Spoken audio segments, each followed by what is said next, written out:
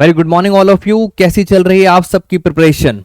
दोस्तों आज हम डिस्कस करेंगे क्लास 11th का अकाउंट्स। और क्लास 11th के अकाउंट्स में जहां बच्चों को सबसे ज्यादा प्रॉब्लम आती है वो ये कुछ 8 के 8 मोस्ट डिस्टर्बिंग टॉपिक्स हैं। और इन टॉपिक्स को वन बाय वन हम कॉन्सेप्ट समझेंगे, उनका अकाउंटिंग इक्वेशन पे क्या ट्रीटमेंट होता है और जर्नल एंट्रीज पर उनका क्या इफेक्ट पड़ेगा, तो सारा का सारा डिस्कस करेंगे आज की वीडियो में। तो बहुत ही इंपॉर्टेंट टॉपिक है ये। जो आपके सामने 8 टॉपिक्स लिखे हुए हैं, जरा क्या क्या लिखे हैं एक बार हम आराम से देखते हैं। फर्स्ट है क्रेडिटर्स क्या होते हैं, डेटर्स क्या होते हैं, outstanding expense, prepaid expense, accrued income, advance received income, interest on capital और लास्ट है इंटरेस्ट ऑन ड्राइंग्स। तो बने रहिए लास्ट तक और सारे के सारे कॉन्सेप्ट मैं आपको एकदम क्लियर कर दूंगा इसके अंदर। आइए स्टार्ट करते हैं। फर्स्ट टॉपिक है हमारे साथ क्रेडिटर्स। तो पहला पॉइंट जरा लेके चलते हैं आपके साथ। सर ये क्या मतलब है क्रेडिटर? बिल्कुल बेसिक से स्टार्ट करते हैं। क्रेडिटर्स क्या होते हैं, क्या मतलब है, असेट है, लायबिलिटी है? अगर सिंपल भाषा में बात करूं तो क्रेडिटर वो इंसान होता है जिसको मुझे पैसे देने होते हैं। यानी क्रेडिटर वो इंसान है जिसको मुझे पैसे पे करने हैं फ्यूचर के अंदर। अगर अकाउंटिंग की बात करें तो क्रेडिटर्स होते हैं जब आप कोई सामान परचेज करते हो। आपने सामान तो परचेज करा बट कंडीशन ये है आपने वो सामान क्रेडिट पे खरीदा है। क्रेडिट का मतलब उधार खरीदा है, अभी तक आपने उसको पैसे नहीं दिए। तो सामान तो ले आए हैं बट अभी तक पैसे नहीं दिए, तो ऑफ कोर्स क्या फ्यूचर में आपको उसे पैसे देने पड़ेंगे? Answer is yes. तो अगर ये दोनों कंडीशन सेटिस्फाई हो जाती हैं तो उस इंसान को हम क्या बोलते हैं? क्रेडिटर्स बोलते हैं। अब इसका क्या इफेक्ट पड़ता है एक एक करके स्टार्ट करते हैं। फॉर एग्जाम्पल मैं एक ट्रांजैक्शन लिख लेता हूं। हमने परचेज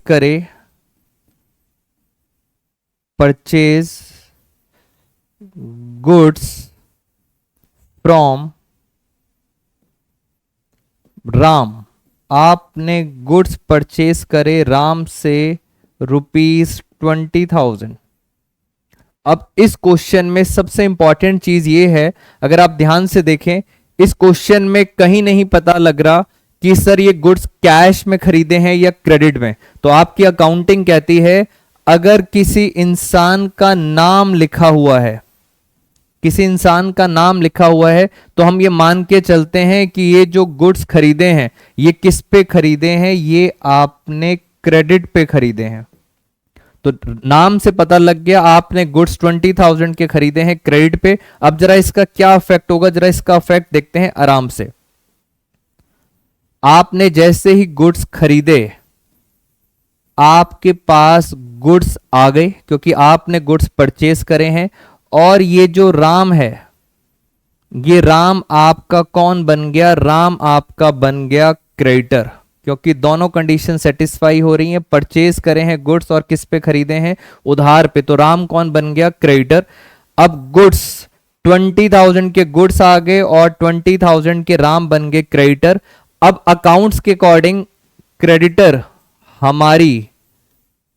हमारी क्या बन जाती है? लायबिलिटी। तो ये हमारी है लायबिलिटी। अब इसका क्या क्या इफेक्ट पड़ेगा जरा आराम से देख लेते हैं।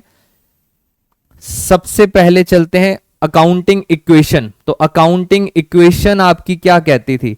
अकाउंटिंग इक्वेशन कहती है asset is equal to capital plus liability. Asset side में एक कॉलम बनेगा गुड्स का और उस गुड्स के अंदर आप प्लस करोगे 20,000।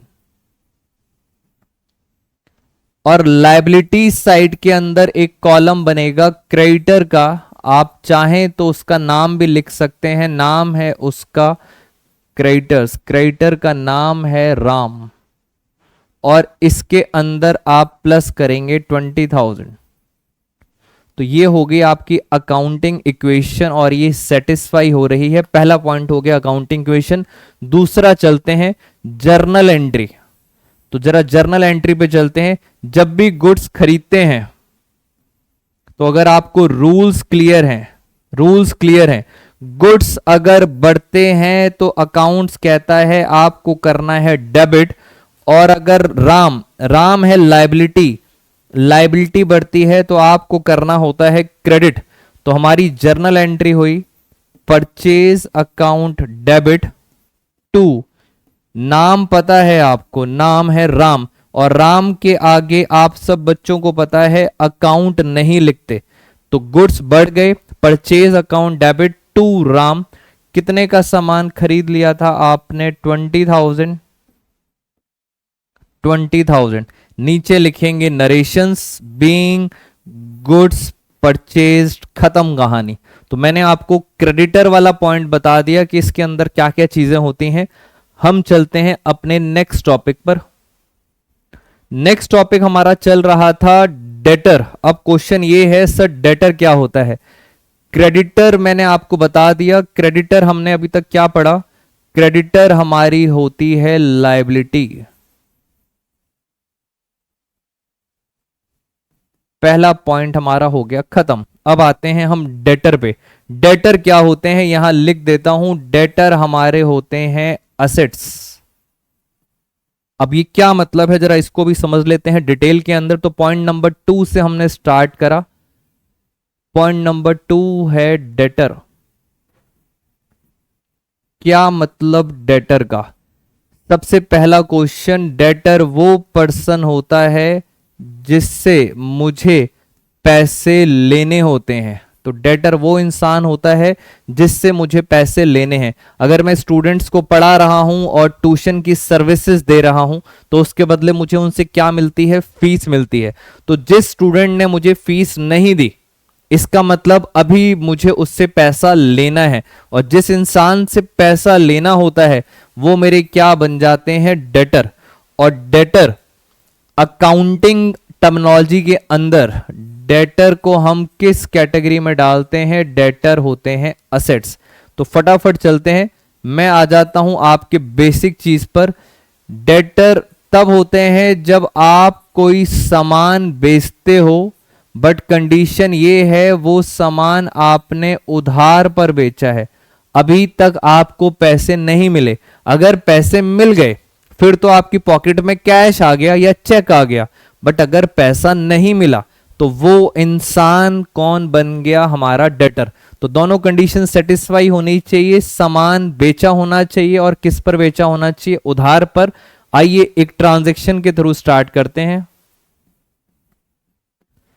मान लेते हैं हमने कुछ सामान बेचा, सोल्ड गुड्स टू मोहन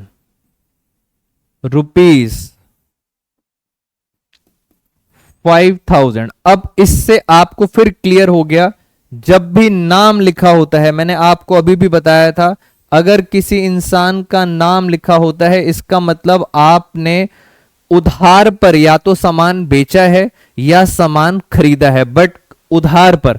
तो यहां पर है सोल्ड, दोनों कंडीशन सेटिस्फाई हो गई, सोल्ड भी है और क्रेडिट पर है। मोहन का मतलब आपने उधार पर बेचा है, तो दोनों कंडीशन सेटिस्फाई हो गई, तो हम उसे क्या बोलेंगे? मोहन हमारा क्या बन गया? डेटर। अब इसका क्या इफेक्ट पड़ेगा? गुड्स बेचेंगे तो गुड्स मेरे यहां से चले जाएंगे 5,000 के, और ये जो मोहन है मेरा डेटर, मोहन है डेटर, और डेटर मेरे बढ़ जाएंगे, मुझे अब 5,000 रुपए लेने हैं। डेटर है हमारी असेट, और गुड्स भी कहां पे आते हैं? गुड्स भी आते हैं असेट। अब सर इसका क्या इफेक्ट पड़ेगा? पहले अकाउंटिंग इक्वेशन देखते हैं। Accounting equation, asset is equal to capital plus liability. अब इस असेट साइड में दो कॉलम बनेंगे, एक कॉलम बनेगा गुड्स का मतलब स्टॉक, और एक कॉलम बनेगा डेटर्स का, क्योंकि दोनों ही हमारे असेट हैं। स्टॉक में से माइनस करेंगे 5,000 रुपए और डेटर में प्लस करेंगे 5,000 रुपए। तो ये हो गई हमारी अकाउंटिंग इक्वेशन। अब आते हैं जर्नल एंट्री पर। जर्नल एंट्री का रूल पता है कि अगर असेट बढ़ते हैं तो हम क्या करते हैं, डेबिट, और अगर असेट कम होता है तो हम क्या करते हैं, क्रेडिट। तो क्या हुई इसकी जर्नल एंट्री, डेटर। क्या डेटर का नाम पता है, यस, डेटर का नाम पता है Mohan. Mohan debit to goods जा रहे हैं, गुड्स जाते हैं तो हम क्या लिखते हैं, सेल्स अकाउंट, क्योंकि आपने सामान बेचा है, गुड्स कभी नहीं लिखते। ये बात आप सब बच्चों को, ऑफलाइन बच्चों को क्लियर है। अगर ऑनलाइन जो स्टूडेंट्स पढ़ रहे हैं, बेसिक रूल होता है जर्नल एंट्रीज का, गुड्स का नाम नहीं आएगा, या तो परचेज आएगा या क्या आएगा, सेल्स आएगा। अगर आप पहले भी चेक करें, पहले भी जब हमने क्रेडिटर्स वाला पॉइंट बताया था, वहां भी मैंने गुड्स का नाम नहीं लिखा था, मैंने किसका नाम लिखा था, परचेज का। तो ये हमारा गुड्स भी खत्म हो गया और डेटर्स भी, बीइंग गुड्स सोल्ड, खत्म।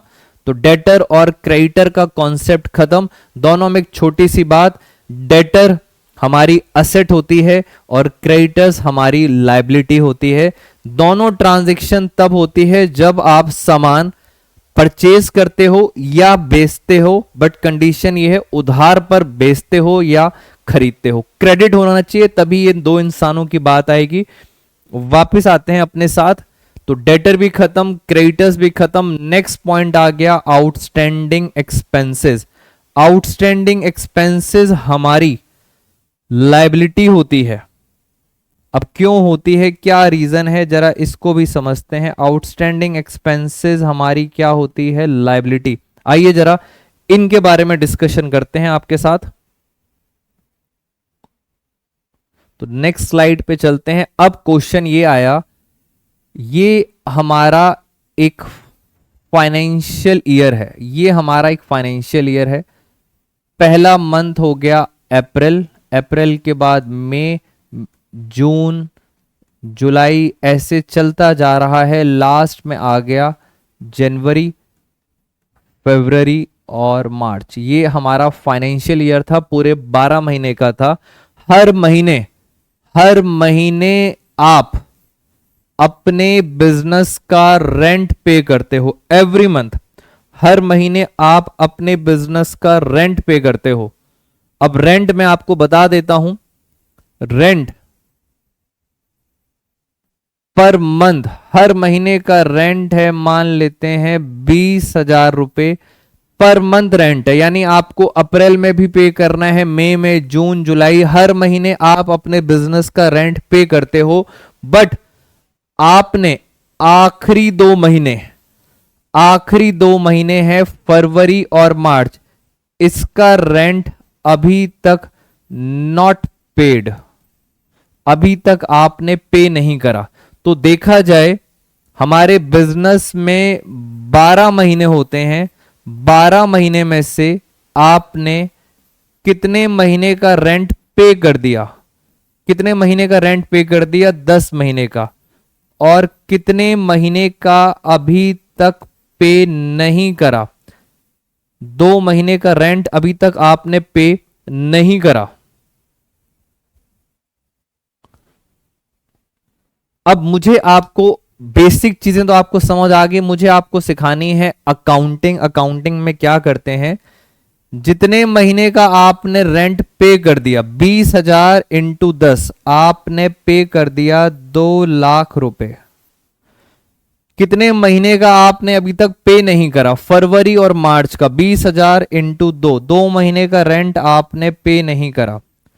अगर मैं देखा जाए तो टोटल जो किराया था पूरे साल का, वो था 2,40,000 का रेंट का किराया था। मैं यहां लिख देता हूं, रेंट का किराया था 2,40,000, ये रेंट है। उसमें से इतना आपने पे कर दिया, इसका मतलब इतना आपकी पॉकेट से क्या चला गया, कैश चला गया। बट हमारा क्वेश्चन ये था, जो आपने पे अभी तक नहीं करा है, इसको हम बोलते हैं this is called outstanding expense. क्या मतलब हुआ आउटस्टैंडिंग का? आउटस्टैंडिंग का मतलब पहले आपको बताता हूं। आउटस्टैंडिंग का मतलब है वो एक्सपेंस जो ड्यू हो चुका है बट नॉट पेड येट, अभी तक आपने पे नहीं करा है। तो एक नया वर्ड आ चुका है आउटस्टैंडिंग, जिसको हम सिंपल भाषा में क्या बोलते हैं, ओएस। आउटस्टैंडिंग का मतलब है ड्यू तो हो चुका है, यानी आप उस मकान में रहते हो जिसका आपको किराया देना था, बट नॉट पेड येट, अभी तक आपने पे नहीं करा, इसलिए उसे क्या बन जाता है, आउटस्टैंडिंग। और अब आप मुझे जल्दी से बताइए आपको क्या किराया पे करना पड़ेगा। आंसर इज यस, आपको किराया पे तो करना पड़ेगा, बट अभी तक आपने पे नहीं करा है, अभी तक आपने पे नहीं करा है। तो ये आउटस्टैंडिंग एक्सपेंस हमारे लिए क्या बन जाएगी, दिस इज कॉल्ड लाइबिलिटी। तो ये आ गया अकाउंटिंग वर्ड। और अगर आप कैश में पे कर देते तो कैश आप सब बच्चों को पता है कैश क्या होता है, असेट्स। तो ये है आउटस्टैंडिंग का मतलब। इन शॉर्ट अगर बताऊं, कोई भी ऐसा खर्चा जो आपने कर लिया है बट अभी तक आपने उसकी पेमेंट नहीं करी है, तो उसको हम अकाउंटिंग में क्या बोलते हैं, आउटस्टैंडिंग। आउटस्टैंडिंग मतलब ड्यू बट नॉट पेड, और हमारी वो क्या बन जाती है, लायबिलिटी। अब आते हैं सर इसके ट्रीटमेंट पर, करना क्या है पहले आराम से समझते हैं। इस पूरी कहानी में पूरे साल का जो खर्चा था, रेंट हमारा क्या होता है, एक्सपेंस। पूरे साल का खर्चा कितना था, खर्चा था 2,40,000, बट उसमें से कुछ तो पे कर दिया और कुछ पे अभी तक नहीं करा है। तो ये जरा मैं आपको मतलब बताता हूं। अगर मैं दो बातें करूं इसके अंदर, एक तरफ मैंने लिख लिया 2,00,000 का खर्चा, एक तरफ लिख लिया 2,00,000 का खर्चा और एक तरफ लिख लिया 40,000 का खर्चा।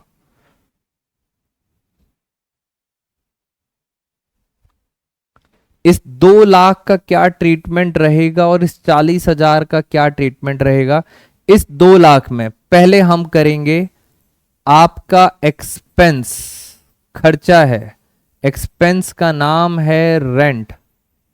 रेंट का खर्चा प्लस कितना खर्चा हो गया, 2,00,000, और आपकी पॉकेट से क्या चला जाएगा, आपकी पॉकेट से चला जाएगा कैश, कितना चला जाएगा, 2,00,000। ये इसका ट्रीटमेंट हो गया। इसकी बात करते हैं 40,000 की। आप बोलेंगे खर्चा तो है, रेंट हमारा क्या है, एक्सपेंस है। खर्चा तो है कितने का, 40,000 का, बट अब कैश की जगह, इन दोनों में डिफरेंस ही है, यहां पे कैश पे करा था बट यहां पे नहीं पे किया, इसको बोलेंगे this is called outstanding rent.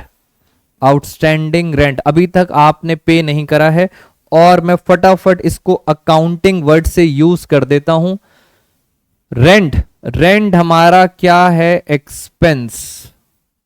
Outstanding हमारी है लायबिलिटी, क्योंकि अभी तक आपने पे नहीं करा। इधर चलते हैं, रेंट हमारा है एक्सपेंस और कैश हमारा है असेट। तो ये हो गया इसका ट्रीटमेंट। और अगर आप समझदार हैं तो आपको छोटा सा डिफरेंस समझ आना चाहिए। एक जगह कैश होता है और एक जगह कैश नहीं होता। जो नहीं होता इसलिए हम उसे क्या बोलते हैं, आउटस्टैंडिंग। बस कैश का डिफरेंस है, बाकी सारा सेम है। तो जरा जर्नल एंट्री की बात करें, पहले जर्नल एंट्री की बात करते हैं। एक्सपेंस, इस वाले केस में एक्सपेंस हमारा डेबिट, रेंट अकाउंट डेबिट। यहां भी रेंट अकाउंट डेबिट होगा, और अगर आप यहां पे देखें यहां भी क्या होगा, रेंट अकाउंट डेबिट। 40,000 और 2,00,000, 2 यहां पे क्या गया, कैश चला गया, टू कैश अकाउंट। बट यहां पर कैश की जगह हम क्या लिखेंगे, आउटस्टैंडिंग रेंट अकाउंट। खत्म कहानी। तो ये हो गई इसकी जर्नल एंट्री। जर्नल एंट्री मैंने बता दी। अब हम आते हैं अकाउंटिंग इक्वेशन पर। सर इसका अकाउंटिंग इक्वेशन पे क्या इफेक्ट पड़ेगा। पहले आप मुझे बताइए सारे के सारे एक्सपेंसेस कहां जाते हैं, असेट में जाते हैं, कैपिटल में जाते हैं या लायबिलिटी में। पहला क्वेश्चन आपके लिए, जल्दी से बताओ बेटा। Asset is equal to capital plus liability. सारे के सारे खर्चे जाते कहां हैं? तो सारे के सारे एक्सपेंसेस, कुछ बच्चों को पता है, सारे के सारे एक्सपेंसेस कहां जाते हैं? कैपिटल। और कैपिटल में पता है टोटल कितना खर्चा हुआ? टोटल हमारा 2 लाख का खर्चा था कैश वाला और 40,000 का खर्चा था जो अभी तक नहीं दिया। तो कैपिटल में से माइनस करेंगे 2,40,000। कैश में कितना गया? कैश होती है असेट, कैश में गया है 2 लाख, तो कैश के कॉलम में से माइनस करेंगे 2 लाख। ये भी हमारा कैश में से माइनस हो गया 2 लाख। 40,000 अभी तक पे नहीं करा, इसलिए लायबिलिटी साइड में कॉलम बनेगा आउटस्टैंडिंग रेंट, और यहां पर 40,000 रुपए आपको पे करने हैं, अलग से लायबिलिटी साइड में हो जाएगा प्लस। तो ये है इसका अकाउंटिंग इक्वेशन में ट्रीटमेंट और जर्नल एंट्रीज किस तरह करते हैं। जैसे मैंने आपको आउटस्टैंडिंग बताया, अगर थोड़ी सी समझदारी दिखाएं, हम थोड़ी सी समझदारी दिखाते हैं, तो आउटस्टैंडिंग एक्सपेंस लायबिलिटी है। इन द सेम वे अगर हम बात करते हैं इनकम की, तो इनकम होती है एक्रूड, इनकम होती है एक्रूड। आउटस्टैंडिंग का मतलब मैंने आपको बता दिया। आउटस्टैंडिंग का मतलब क्या था, एक बार यहां पे लिख के देखते हैं। आउटस्टैंडिंग का मतलब था ड्यू बट नॉट पेड। और अगर हम एक्रूड की बात करें, एक्रूड, तो एक्रूड का मतलब क्या हुआ अभी आपको बहुत जल्दी समझ आ जाएगा। ड्यू बट नॉट, हल्का सा चेंज करा मैंने, बस क्या लिखा? नॉट रिसीव्ड, क्योंकि ये किसकी बात हो रही है? इनकम की। और अगर इतनी बात आपको समझ आती है तो आपको ये भी समझ आ जाएगा, अगर ये लायबिलिटी है तो बस इसका उल्टा करना है, ये हमारी क्या बन गई? असेट। अब मैं आपको मीनिंग बता देता हूं। एक ऐसी इनकम जो ड्यू हो चुकी है बट अभी तक मुझे रिसीव नहीं हुई, अभी तक मेरे पॉकेट में पैसा नहीं आया। For example, as a CA, मैंने किसी सीए क्लाइंट का कुछ काम करा, तो मैंने काम तो कर दिया, यानी मैं पैसे मांगने का हक रखता हूं क्योंकि मैंने काम कर दिया है, बट अभी तक सीए के क्लाइंट से मुझे पैसा मेरी पॉकेट में नहीं आया है, तो मैं उसको टेक्निकली बोलूंगा this is called accrued income. Accrued का मतलब ड्यू हो चुकी है, सर्विसेज दे चुके हैं बट अभी तक पैसा नहीं आया। तो आउटस्टैंडिंग वर्ड यूज होता है एक्सपेंस के लिए, खर्चे के लिए आउटस्टैंडिंग वर्ड यूज होता है, इनकम के लिए वर्ड यूज होता है एक्रूड, और ये हमारी बन जाती है असेट। क्या ट्रीटमेंट होता है इसका, जरा आगे चलते हैं आपके साथ। हमारे पास वर्ड आ गया है एक्रूड। तो एक्रूड का मतलब पहली बात तो ये हो गई, एक्रूड हमारी क्या बन जाती है? असेट। और एक्रूड ये बन गई हमारी असेट। फॉर एग्जाम्पल, मुझे किसी से पैसा लेना था, मुझे किसी से ट्यूशन फीस लेनी थी 50,000 रुपए, और मैं उसको ट्यूशन पढ़ा चुका हूं, उसने मुझे अभी तक कैश दिया है सिर्फ 40,000 रुपए। 40,000 रुपए, मुझे उससे ट्यूशन फीस लेनी थी 50,000, वो 40,000 रुपए मुझे कैश दे चुका है, बाकी का पैसा नहीं दे रहा। तो नहीं दे रहा तो मैं उसको बोलता हूं एक्रूड। ये मेरे लिए क्या बन गई? एक्रूड। कितना पैसा अभी तक नहीं मिला है? 10,000 रुपए। This is called due but not received. अगर मैं आपको बताऊं ये पैसा मुझे रिसीव हो गया और ये पैसा अभी तक मुझे रिसीव नहीं हुआ, तो इसे क्या बोलते हैं? एक्रूड। अब आते हैं जरा इसके ट्रीटमेंट पर। ट्रीटमेंट क्या कहता है जरा जल्दी से समझते हैं। कैश भी क्या है? ये है हमारी असेट, और एक्रूड इनकम भी क्या है? ये है हमारी असेट। और ट्यूशन फीस मेरे लिए क्या है? इनकम। ये है मेरे लिए इनकम। तो पहले चलते हैं अकाउंटिंग इक्वेशन पर। अकाउंटिंग इक्वेशन कहती है asset is equal to capital plus liability. पहले बताइए इनकम कितनी है मेरी, इनकम टोटल इनकम है मेरी 50,000। 50,000 की इनकम को मैं अलग अलग लिख रहा हूं। 40,000 की इनकम मैंने अलग लिख दी, और जो बच गई 10,000 की इनकम वो मैंने अलग लिख दी। ये 40,000 और 10,000 इसलिए अलग अलग लिखा है बिकॉज आपको पता चलना चाहिए 40,000 का मेरे पास कैश आ चुका है, तो मैं असेट साइड में कॉलम बनाऊंगा कैश का, और कैश में लिखूंगा 40,000 प्लस, और जो 10,000 अभी तक नहीं मिला, नॉट रिसीव्ड, उसके लिए मैं एक अलग से कॉलम बनाऊंगा और वहां लिखूंगा एक्रूड। ये लो सर, नई चीज आपने सीख ली, एक्रूड इनकम। एक्रूड इनकम का एक अलग से कॉलम बनेगा और वहां पे लिखूंगा मैं 10,000। तो ये वो पैसा है जो मुझे लेना है। तो ये हो गई हमारी अकाउंटिंग इक्वेशन। अब चलते हैं हम जर्नल एंट्री पर। अगर हम जर्नल एंट्री की बात करें तो पहले इसकी बात करते हैं जो आपको कैश में मिला है। इसकी जर्नल एंट्री जो आपको कैश में मिला है, कैश में मिला है तो आप सब बच्चों को पता है cash account debit to income, income का नाम है ट्यूशन फीस अकाउंट। 40,000 40,000, और जो पैसा नहीं मिला, एक्रूड, जो पैसा अभी तक नहीं मिला, इसकी क्या इनकम है भी आपको खुद समझ आ जाएगा। बस कैश की जगह आपको चेंज करना है।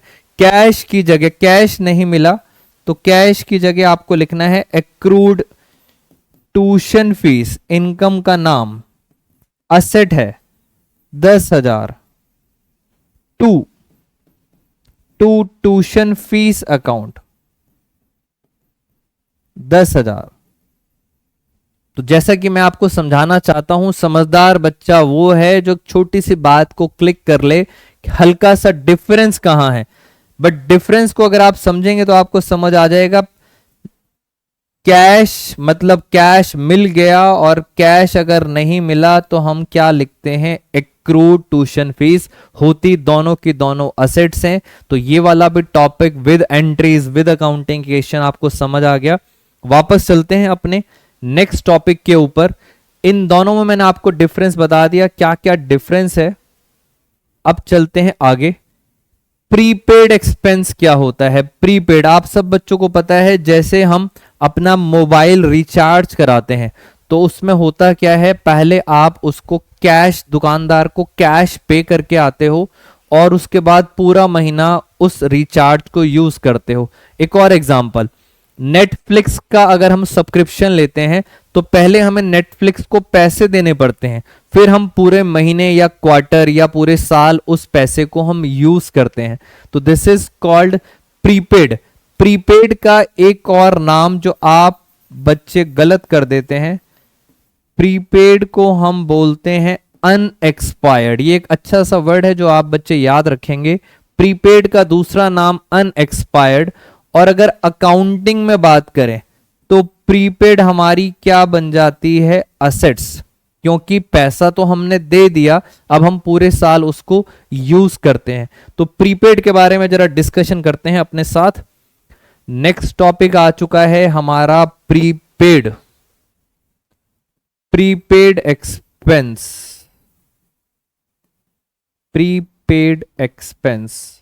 और प्रीपेड एक्सपेंस का मैंने आपको बता दिया क्या चीज है।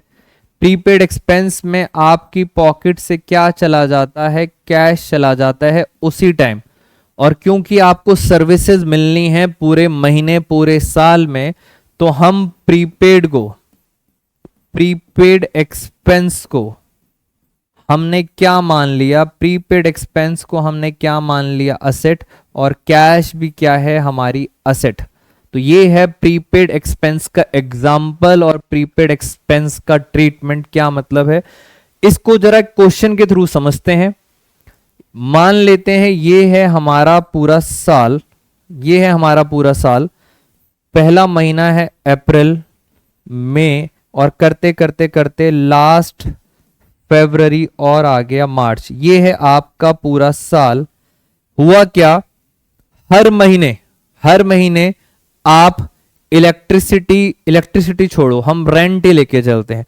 रेंट का खर्चा, हर महीने हमारा रेंट का खर्चा है, मान लेते हैं 100 रुपए, मात्र 100 रुपए का हमारा खर्चा है रेंट का। हर महीने हमें 100 रुपए देना पड़ता है हर महीने। यानी सर अप्रैल में भी मैंने कितना दिया, 100 रुपए। अप्रैल के बाद मई, हर महीने 100 रुपए दूंगा, फरवरी में भी दूंगा और मार्च में भी दूंगा। बट मार्च में मैंने क्या करा, अगले साल का, ये नेक्स्ट ईयर है, जो अगला साल शुरू होने वाला है नेक्स्ट ईयर, इसका भी पैसे मैंने यहां पे दे दिए। यानी मार्च में मैंने 2 बार 100 रुपए दे दिए। एक बार तो मार्च का रेंट बनता ही था 100 रुपए, एक बार मैंने 100 रुपए एक्स्ट्रा दे दिए अगले साल के अगले महीने के, यानी अप्रैल मंथ के मैंने इसमें 100 रुपए दे दिए। अब क्वेश्चन ये है, मैं क्या ट्रीटमेंट करूंगा इस साल इस 100 रुपए का। मेन चीज जो आपको समझनी है, इस 100 रुपए का जो इस साल का नहीं है, अगले साल का है, इस 100 रुपए का मैं क्या ट्रीटमेंट करूंगा। आइए जरा ध्यान से देखते हैं।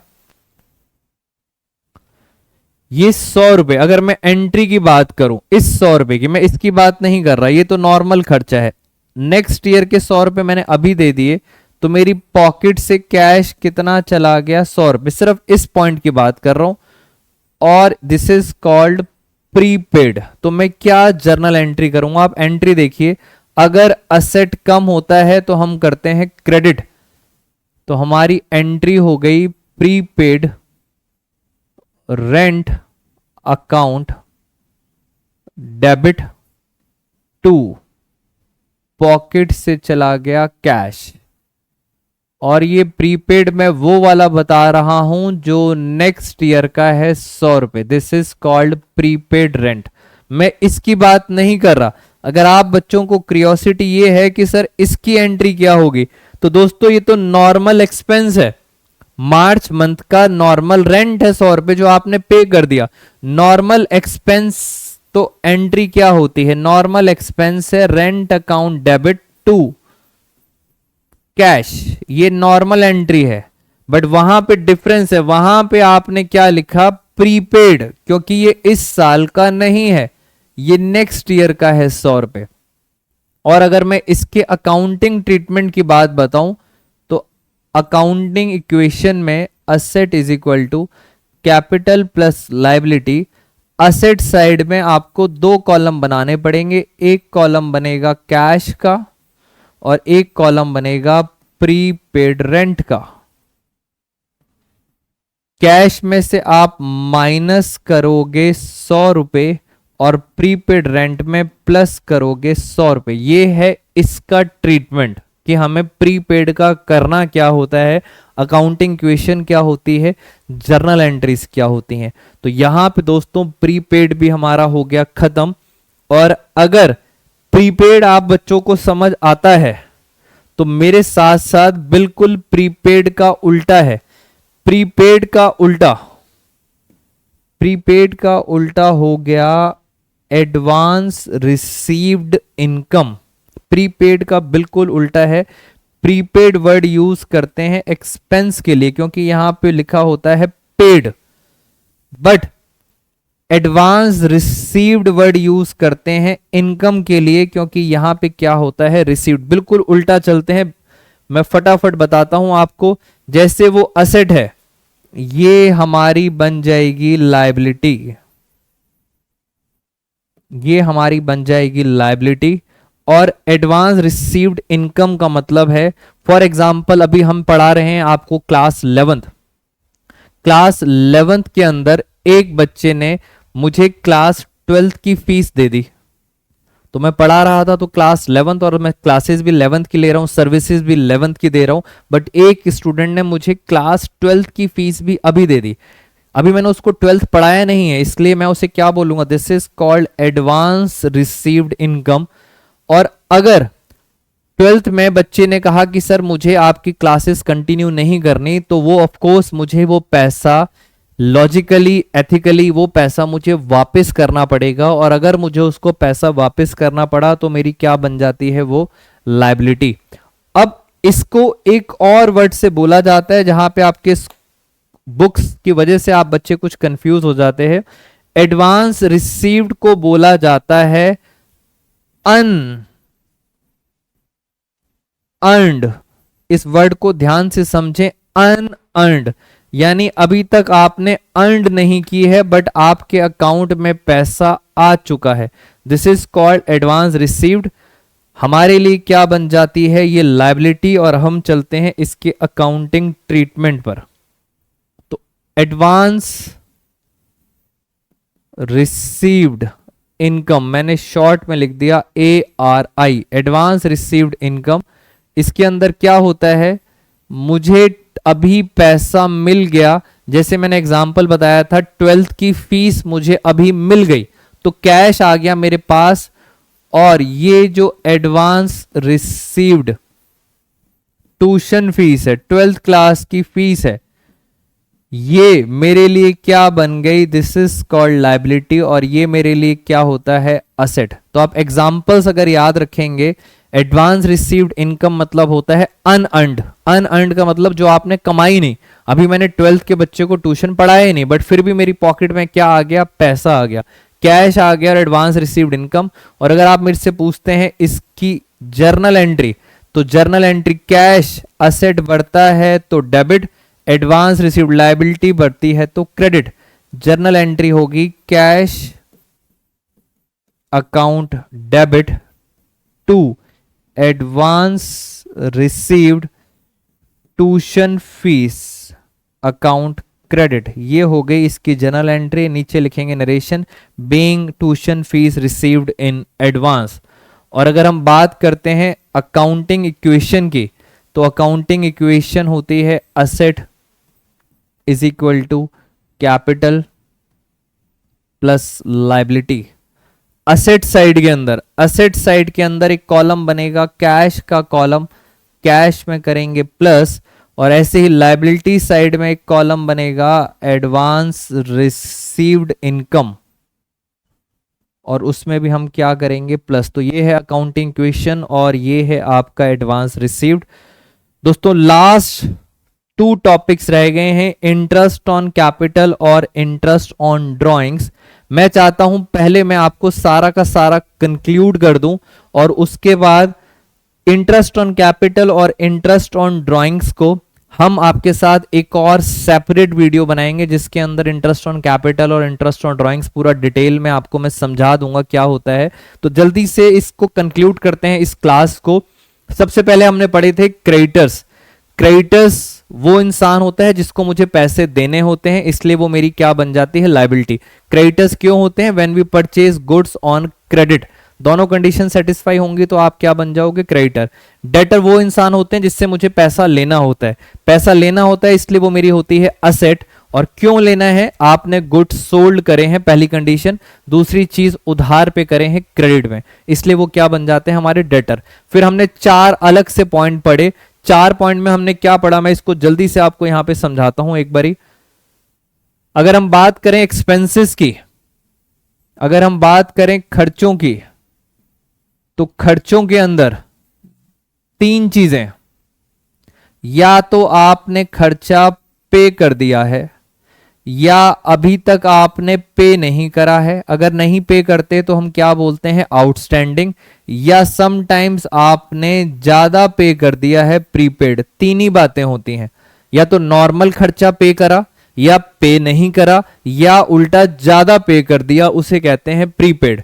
तो नॉर्मल एक्सपेंस है, आउटस्टैंडिंग हमारी बन गई लायबिलिटी, और प्रीपेड हमारी बन गई असेट, और नॉर्मल अगर खर्चा पे करा है तो वो क्या है, मेरे लिए एक्सपेंस। तो ये है आउटस्टैंडिंग और प्रीपेड। और ऐसे अगर हम इनकम की बात करें, इनकम की बात करें तो इनकम के अंदर 2 चीजें इनकम में भी ले लेते हैं आपके साथ। इनकम के अंदर भी 3 बातें। इनकम या तो नॉर्मली क्या हो जाएगी, रिसीव। अगर रिसीव हो गई तो हमारे लिए नॉर्मल क्या चल रही है, इनकम। बट अगर नहीं मिली तो हम बोलते हैं एक्रूड। एक्रूड हमारी क्या बन जाती है, असेट। और समटाइम्स पैसा मिल जाता है, एडवांस रिसीव्ड।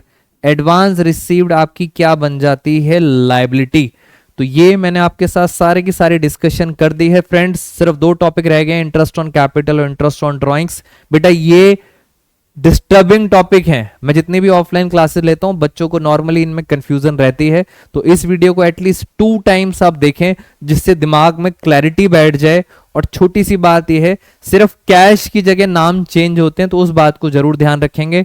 मिलते हैं ऐसी ही एक और वीडियो के साथ नेक्स्ट क्लास में। Thank you so much all of you.